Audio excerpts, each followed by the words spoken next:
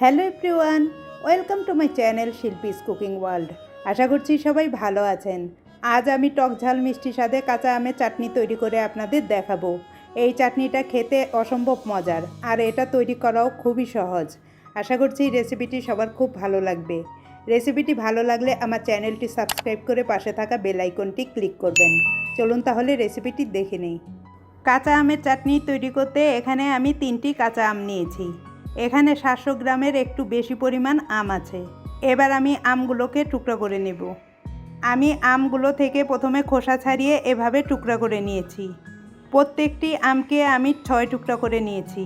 আপনারা এই চাটনিটা আমের খোসা সহ তৈরি করতে পারবেন। প্রথমে আমি চাটনির জন্য একটি মশলা তৈরি করে নেব। এজন্য একটি ফ্রাইং প্যান চুলায় বসিয়ে তাতে দিয়ে দিচ্ছি 6টি শুকনো মরিচ।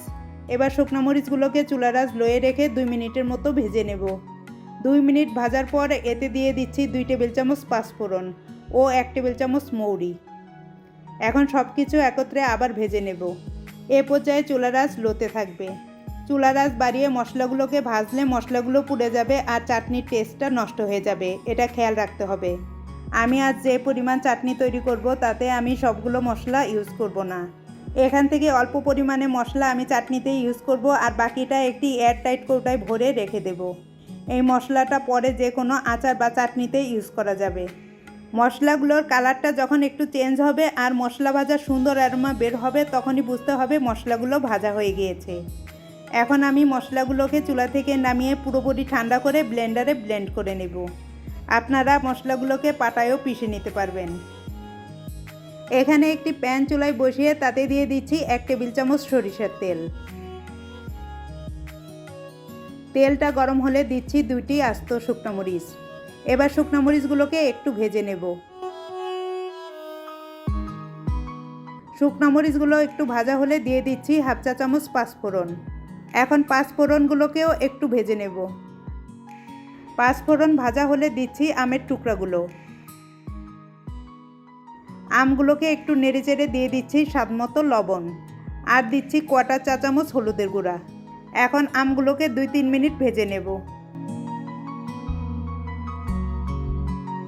2-3 মিনিট ভাজার পর এতে দিয়ে দিচ্ছি 1.5 কাপ পানি।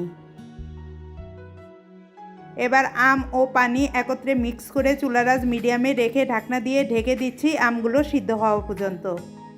5 মিনিট পর আমি ঢাকনাটা তুলে নিচ্ছি। আমগুলো আমার সিদ্ধ হয়ে গিয়েছে।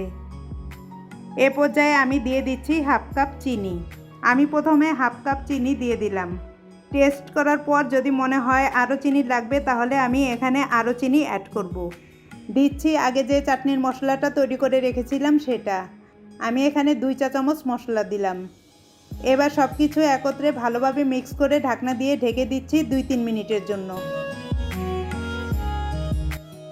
2-3 মিনিট পর চিনিটা গলে গিয়ে চাটনিটা আমার হয়ে গিয়েছে।